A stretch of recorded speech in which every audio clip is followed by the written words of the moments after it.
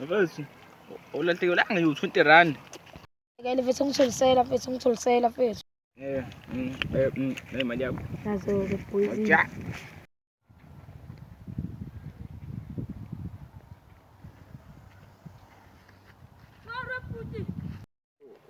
Umiselani thina? Hey mfethu, sokubuza mfethu uzongibona mfethu R20 mfethu, hey ngilahlekile R20 kanzima.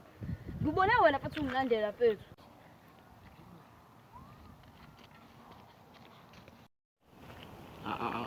Angikwazi R20. Mfethu hayi, seyini.